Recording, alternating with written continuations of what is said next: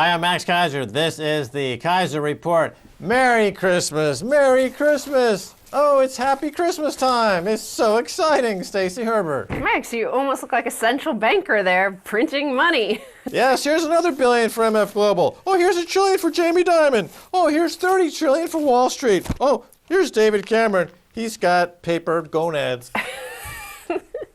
Well, Max, let's look a little bit back on 2011. This has been the year of Obama's wars, the currency wars, and the biggest war of them all, GIABO, the global insurrection against banker occupation. So, you know, a few weeks ago, I invited people to send in images of their own GIABO dogs because I had GIABO Harry. Well, I wanted to show you a few of those little gifts to the audience here. This is from the Mad Ape, and that face is a face only a mother can love. It's GIABO George. Oh, GIABO George. Keeping it real. Ugly. That's not very nice for Christmas Eve. Oh, right. No, of course not. Here's a GIABO dog from Seattle sent to us by Craig. And this is, as you see, he's holding a sign there, Democracy Gone to Dogs. Bow wow. And actually, we were sent a GIABO cat. This is from Brat School. As you could see, he's making fun of David Cameron there, pretending to be a submissive. Not to be confused with that punk group of the 70s, Bow Wow Wow. Oh yeah, David Cameron, the cat, he's a little pussy cat, isn't he? Timid, over there trying to get his way in Europe, and then they throw the cat out the door. Finally, on GIABO, I want to turn to episode 154, where we first saw GIABO become international. Yes, Max, the raging Greeks have staged the biggest protest yet, and that's seen in this headline, GIABO. Thieves, hustlers, bankers. So GIABO, of course, is the global insurrection against banker occupation. Yes, the episode was actually even called GIABO, Max, and we were talking about the Athens protesters on their signs. They were starting to connect what was happening in St. Thomas Square with what was happening in Tahrir Square and in Benghazi and in Tunisia. All right, well, we, on this show, predicted the global insurrection against banker occupation. It had a few manifestations like UK Uncut, Occupy Wall Street, uprisings in Mideast and North Africa. It's all connected to the same thing, the same corrupt banking system that created hundreds of trillions of dollars worth of unsustainable debt that peaked in 2007 and then started to collapse. And now we've got the austerity measures, but the banks don't want to stop getting paid, and now this is the tension. You know, I mentioned Greece and St. Thomas Square, and while the people are rising up, the bankers are fighting back with more and more and more, ever more austerity measures, and in fact have installed the former Greek central banker who was in charge of taking all those fraudulent Goldman Sachs swaps. Well, he's in charge, unelected official now. But I want to turn to this headline, Max. Greek woes drive up suicide rate to highest in Europe. Statistics released by the Greek Ministry of Health show a 40% rise in those taking their own lives between January and May this year compared to the same period in 2010. Lloyd Blankfein has blood on his hands. So does John Paulson, the hedge fund manager. They plotted to destroy the Greek economy. These guys are dripping in blood. The whole Wall Street group of bankers have blood-soaked rags that they live and breathe in. And it's the same companies, the same banks doing the same kind of economic terrorism around the world. You know, you've got suicides in Greece, you've got suicides in India. The farmers in India, it's something like 20 every day commit suicide there because of the same companies. Whether it's Goldman Sachs or Monsanto or Walmart, they're all practicing financialization. They've transformed the business of doing business to the business of financialization, which requires the increase in debt to these incredible levels, and people kill themselves. It's all based on their corrupt model. The article points out that before the financial crisis began to bite 3 years ago, Greece had the lowest suicide rate in Europe at only 2.8 per 100,000 inhabitants. It has now almost doubled that number, the highest on the continent, despite the stigma in a nation where the Orthodox Church refuses funeral rites for those who take their lives. Congratulations to Steve Forbes and the International Chamber of Commerce, who were there during the riots, carving up the Greek economy and encouraging the suicide rate. Good going, Steve. And now I want to turn to this tweet, speaking of the sovereign debt and nations defaulting and the crisis it causes. And it's from Daniel Knowles of The Telegraph, and he says, "This is still awesome. The correlation between percentage of men aged 24 to 35 living at home and sovereign debt risk." As you see, the number one is Greece, where the percentage of men in that age group have to live at home.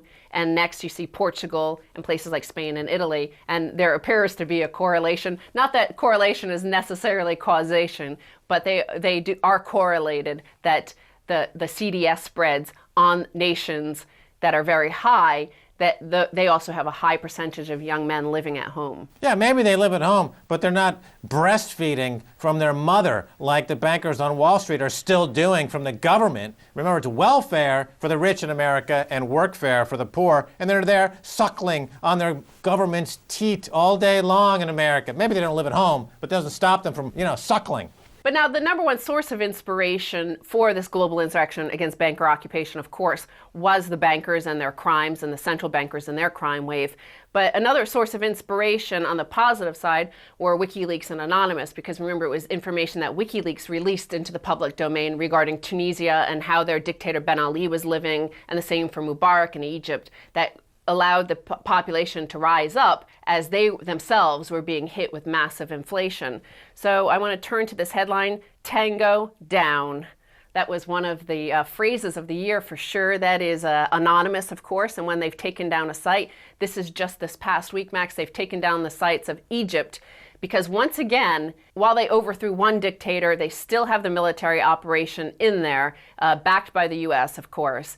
And the fight for freedom still goes on. The global insurrection against banker occupation still goes on. Well, when we were in Cairo, we met with people in Tahrir Square, and they were still talking about Barack Obama's speech in Cairo not long before our visit to Cairo. And I had to warn people in Tahrir Square, don't take Obama seriously. This always happens. America goes into these countries, whether it's Vietnam or Egypt or Cairo, and makes big promises, and then when the going gets tough, they bolt. And the people who supported them get beaten up in the streets. Well, you should never trust a banker or the banker apologist, because I'm going to flash back to another headline from earlier this year. WikiLeaks, Gaddafi turned down Madoff. So even despotic leaders, it turns out, can make sound investment decisions. Libyan leader Muammar Gaddafi turned down a chance to invest with Bernie Madoff and accused Ponzi schemer Alan Stanford, according to new diplomatic cables released by WikiLeaks. The WikiLeaks cable was dated January 28th, 2010. But this year, we learned that, in fact, they didn't turn down, however. Gaddafi did welcome in Goldman Sachs, who promptly lost, within 3 or 4 months, 98% of the $1 billion handed to Goldman Sachs. Look, Gaddafi would still be alive today if he traded in that colonel suit for an Hermes tie. It's that simple. He had a $200 billion sovereign wealth fund. That would have made him buy lunch with Warren Buffett for, $20 million.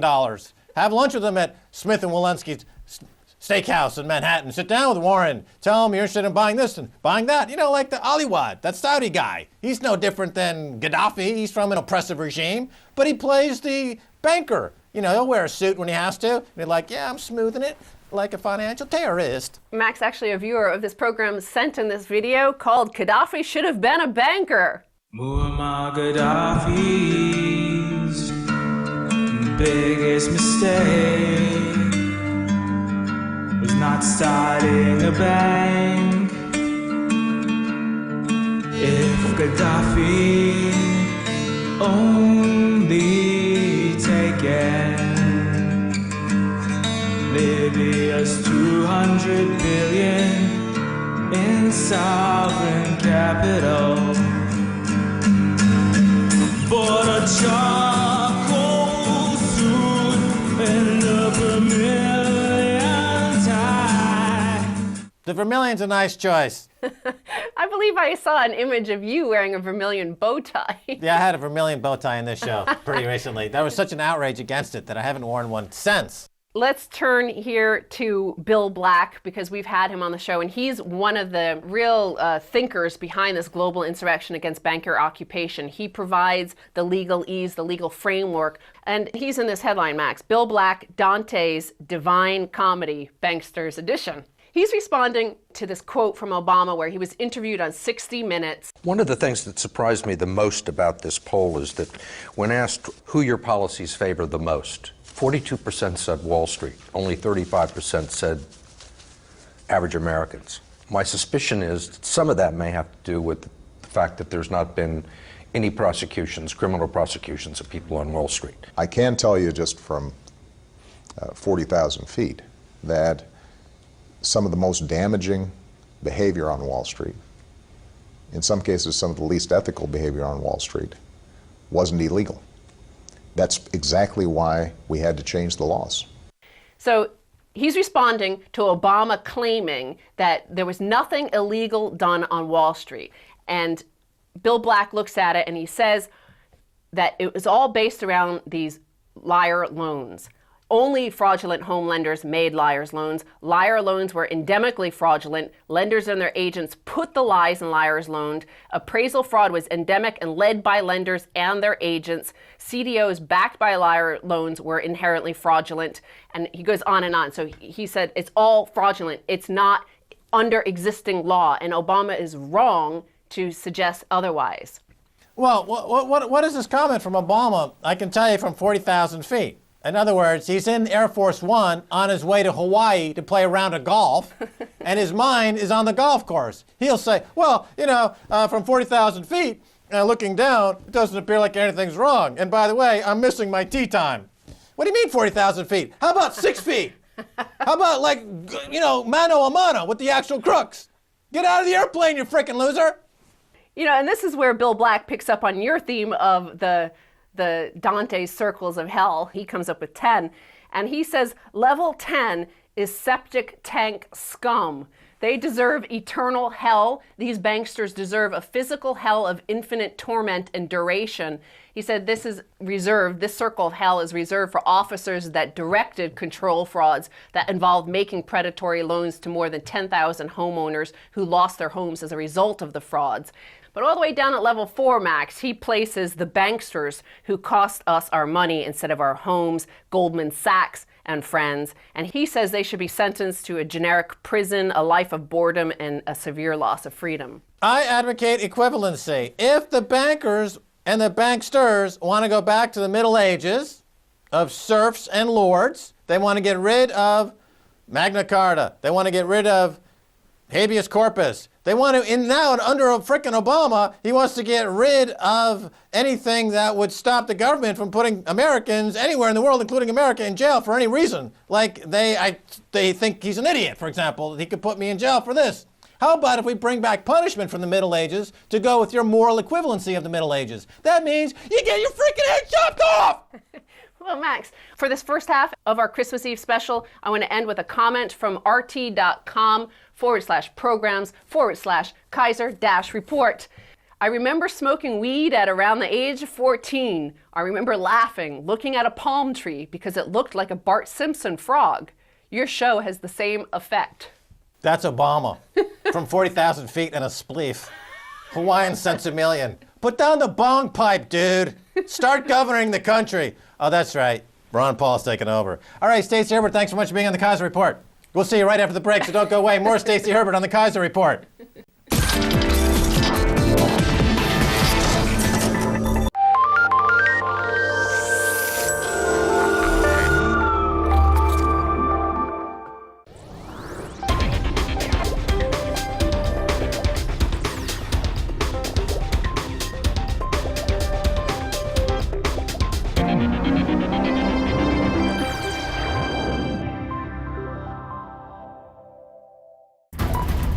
Witnesses to history in the making. Testimony. 10 stories that shaped 2011 on RT.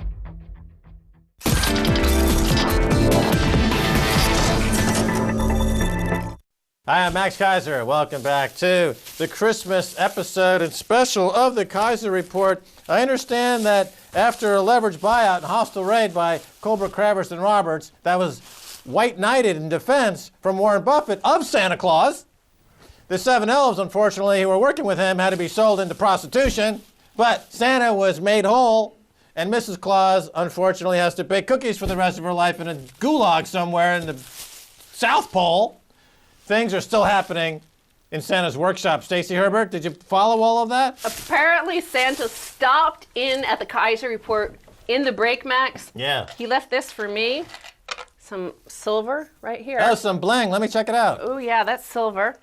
Oh, some silver bling. It's directed to Stacy Herbert. I also got... That's totally gangsta. I got this 10-ounce coin of gold. And there's a bag left for you, Max. Let's see what you got. I hope it's something like here's Max's bag. something valuable. What? Ah! What? You got a rubber chicken? This is what Santa gives me? A rubber chicken? This was one of the Goldman Sachs last clients who walked into the office looking to get their money managed. This is how they walked out of the office. Whoops! That Lloyd Blankfein is thorough. But unfortunately, they stole all the egg-laying capacities for the duration of the life of this chicken that they sold forward in the egg-laying futures market, and they took all that and up some bonus money, so they'll be getting paid. Hand back that silver here. Oh, no. Don't give me back the rubber chicken. Because silver was one of the big stories of this year, too, Max. Yeah. The Crash JP Morgan Buy Silver campaign. We had many artwork sent in from that. Oh, yeah. But Adweek also covered it. Big, important magazine in the ad and marketing industry. And they said, Silver Bud goes viral with marketing war. Max Keiser has become a fringe media star thanks to the web. It's not about the price of silver. It's not about crashing JP Morgan necessarily. It's crashing the fraud that they represent. In particular, on the silver market, little did the rest of the world know that though Max had the sense that it was the COMEX and the commodities markets where real things are traded, in which you would have the biggest black swan fraud, or in this case, a rubber chicken fraud. That's right. And what did that turn out to be absolutely correct? Yeah. Because the MF Global scandal, it turns out that Morgan's silver short position that we talked about on this show, they instructed MF Global, John Corzine, to make whole contracts to pay off loans that were commodified by silver that are now on the balance sheet of JP Morgan. You know that their silver position went up by the exact amount of the silver that was stolen from MF Global customers. Hello, it's, this is called wealth redistribution. It used to be called communism. Now it's called Wall Street. If they're redistributing wealth, they're taking wealth, they're seizing wealth. A comment that came in via tweet from Mike Arkey. Looking back in 2011 of Keiser Reports, he said the most memorable moment for him was Max screaming at the top of his lungs for Jamie Dimon and cuffs has been my most memorable moment, hair-raising. Let's turn to a little clip of that. Why can't someone put them in jail? Arrest them! Jamie Dimon in cuffs! Now, Max, this was before the MF Global fraud and JP Morgan's role in seizing, we think, the client funds. So a lot of people say, hey, you know so much about Wall Street. How come you're not on Wall Street making millions? Because I see what's coming. It's not good. I don't want to end up like Jamie Dimon, okay? This is Jamie Dimon after the mob gets through with him. Well, speaking of Jamie Dimon, here is an image that was a hit this year from the Keiser Report, and this is Jamie Dimon and the Virgin Blythe. This kind of fits in with the theme of a Christmas Eve show. That's the Wicked Witch, Blythe Masters, who invented or created or spawned from her corrupt loins the credit default swap machinations that allowed for the UK to become the debt capital of the G20.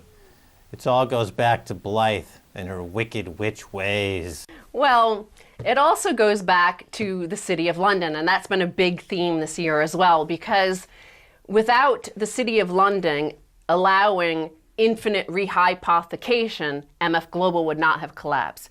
Without the City of laundering. The City of laundering. I mean London. The City of London, but all of the frauds happened through London. So when those riots happened this summer, Max, and all of the media in London was like, wow, this is all spontaneously evil. These rioters are just uniquely evil and have nothing to do with anything else, all of the fraud and plundering happening in the City of London. Here's Max Keiser's response that went viral. We need to show the world, which has looked on, frankly appalled, that the perpetrators of the violence we've seen on our streets are not in any way representative of our country, nor of our young people. STFU. You can't have both, David Cameron. You can't allow plundering in the City of London and then outlaw it in the ghetto that you created from the City of London plundering. Here it's blatantly obvious that your own bankers are financially raping your people. Right up there, Cameron, you did nothing because you're in their pocket, because you're a schmuck. Why are you going after these people? The response of the people in the street looting was not spontaneous. It's based on the fact that they've been oppressed and repressed with financial apartheid. Whereas Blythe Masters and the credit default swap, that was spontaneous. It was immaculate conception. It spawned out of her loins after she had a thought about how to defraud people effortlessly using digital manipulation. That was an effortless, spontaneous event. But this looting was you could see it coming a mile away. If you steal money from the impoverished and you give them no recourse, they're going to revolt, you idiot. Now, the other big bank in the news this year was Goldman Sachs. And first, I want to turn back to this little clip of you on France 24, about 2 or 3 years ago, where you said this about Goldman Sachs. What is it about Goldman Sachs? How does it manage to turn the figures around like that? Well, Goldman Sachs are scum. I mean, that's the bottom line. They basically have co-opted the U.S. government. They've co-opted the Treasury Department, the Federal Reserve functionality.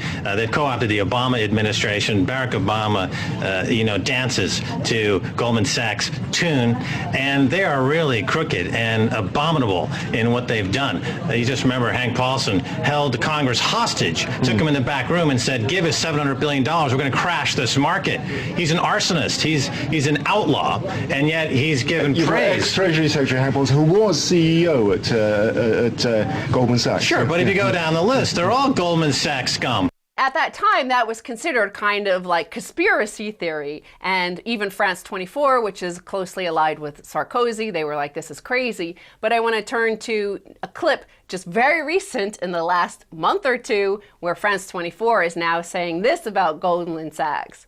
The European Freemasonry of Goldman Sachs, and what they mean by Freemasonry is the way in which the Freemasons operate is it's a network. And Goldman Sachs essentially, according to the London Correspondent, I mean, it's pretty difficult to refute what he says, have put in place a network across Europe. Who does that include? You've got Mario Draghi. Let's have a look at his photo here online. He is he's the new head of the European Central Bank, former vice president of Goldman Sachs Europe. You've also got the current Prime Minister, unelected Prime Minister of Italy. That's Mario Monti. He was a former advisor to Goldman Sachs from, I think, 2005 up until the point when he was made Prime Minister. You've also got the Prime Minister of Greece by the name of Lucas Papademos. And he was a former head of the Greek Central Bank at the time when Greece came into the Eurozone. Now, what they're saying here is the figures that Greece presented, we've been hearing this for a long time now, that the figures were not honest. And in fact, it seems that Goldman Sachs helped Greece to present a better face to the world. Right, and remember on the BBC, somebody made a similar comment many years after I made that observation, and this was the story of the day. It got over 1 million views on YouTube because the BBC presenters were gobsmacked to find out the truth, that Goldman Sachs runs the world. Only at the BBC could they be so oblivious to what's happening in the real world, in the actual news. Well, actually, you were on there with a former director or managing director of Goldman Sachs, and he was the only one that agreed with you on the BBC program. Like everybody else was like, this is preposterous. And even the Goldman Sachs guy saying, oh yeah, it's all true. And they were like, that's conspiracy theory. Like nobody, even when confronted with the facts, that proves that we're in a cult-like situation, that they themselves have invested, much of the population has invested so much in this dream that they have been sold, that they can never have to work again and will magically be wealthy for here to eternity. Yeah, it's like we're going back to the medieval days, and remember the old days, those medieval doctors used to cure people by leeching them.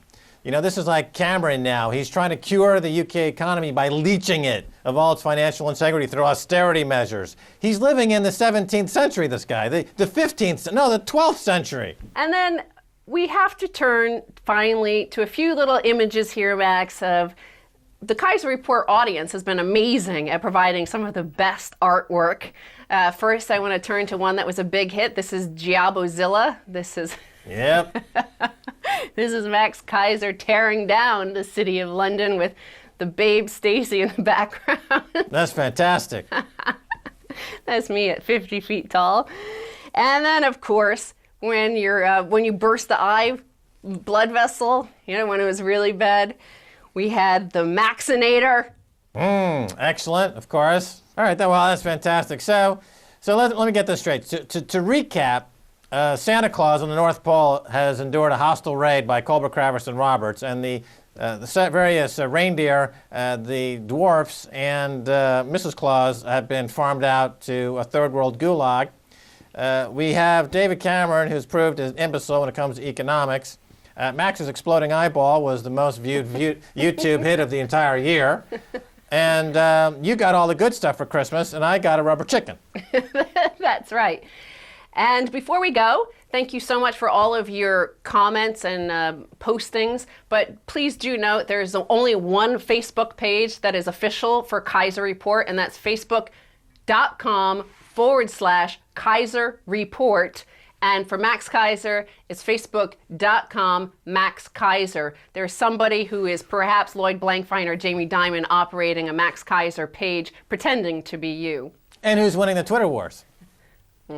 That's right. Follow me on Twitter. I've got many more followers than Stacy. Ha, ha, ha. Well. That's going to do it for the Christmas edition of Keiser Report with Max Keiser and Stacy Herbert. If you want to send us an email, please send it to keiserreport@rttv.ru. Until next time, Max Keiser saying bye, y'all.